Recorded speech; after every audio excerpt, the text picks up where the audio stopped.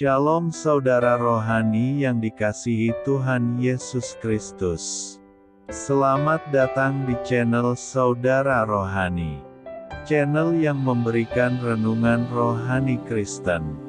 Selamat pagi, saya berdoa agar saudara sehat selalu. Semoga Roh Kudus hadir di tengah kita saat ini. Selamat datang di renungan rohani pagi hari ini. Sebelum kita mulai renungan pagi ini, marilah kita bersama-sama berdoa. Tuhan Yesus, terima kasih sudah membangunku pagi hari ini. Terima kasih atas penyertaan dan perlindungan Tuhan. Semua karena karunia Tuhan kalau aku boleh menghirup udara segar dan menjalani aktivitasku seperti biasanya.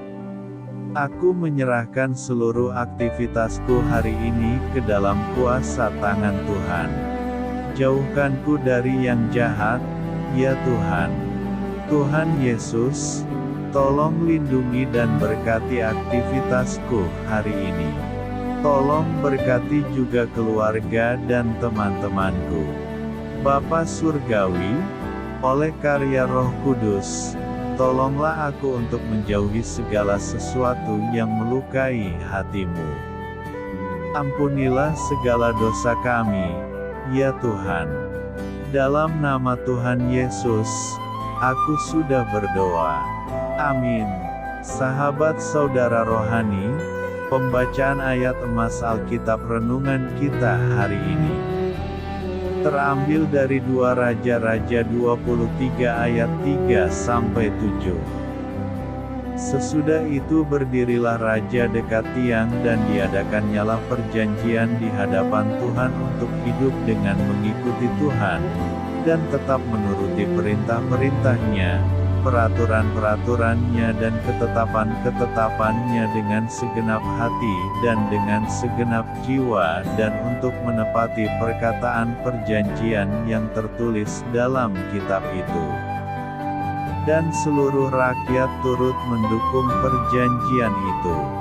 Raja memberi perintah kepada imam besar Hilkia dan kepada para imam tingkat 2 dan kepada para penjaga pintu untuk mengeluarkan dari bait Tuhan segala perkakas yang telah dibuat untuk Baal dan Asyera dan untuk segala tentara langit. Lalu dibakarnyalah semuanya itu di luar kota Yerusalem di padang-padang Kidron, dan diangkutnyalah abunya ke Betel.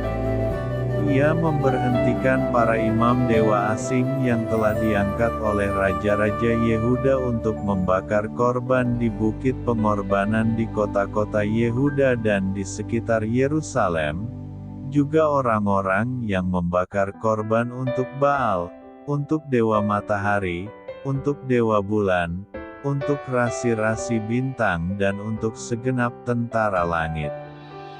Dibawanyalah tiang-tiang berhala dari rumah Tuhan keluar kota Yerusalem, ke sungai Kidron, lalu dibakarnya di situ dan ditumbuknya halus-halus menjadi abu, kemudian dicampakannyalah abunya ke atas kuburan rakyat jelata. Ia merobohkan petak-petak pelacuran bakti yang ada di rumah Tuhan, tempat orang-orang perempuan bertenun sarung untuk Asyera. Judul renungan kita hari ini adalah Mengasihi Allah. Mengasihi sesama. Sebuah hiasan busur dan tempat anak panah telah bertahun-tahun tergantung pada dinding rumah kami di Michigan. Ayah saya, yang mendapatkannya sebagai kenang-kenangan ketika kami melayani sebagai misionaris di Ghana, mewariskannya kepada saya. Suatu hari seorang teman dari Ghana datang berkunjung. Melihat hiasan itu, raut wajahnya langsung berubah. Sambil menunjuk benda kecil yang terikat pada hiasan itu, ia berkata, "Itu jimat benda sihir. Saya tahu benda ini tidak memiliki kekuatan, tetapi saya tidak akan menyimpannya di rumah saya." Kami pun cepat-cepat melepaskan jimat itu dan membuangnya. Kami tidak ingin di rumah kami ada benda yang digunakan untuk menyembah sesuatu selain Allah. Yosia, Raja Yehuda, tumbuh besar tanpa banyak mengetahui tentang harapan Allah bagi umatnya. Ketika imam besar menemukan kembali kitab Taurat di rumah Tuhan yang sudah lama rusak, 2 Raja-Raja 22 ayat 8, Yosia ingin mendengar isinya. Segera setelah memahami tentang penyembahan berhala yang dibenci Allah, Yosia memerintahkan perubahan besar-besaran untuk membawa bangsa Yehuda kembali mematuhi hukum Allah.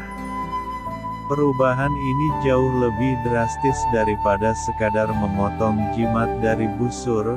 Lihat 2 Raja-Raja 23 ayat 3-7.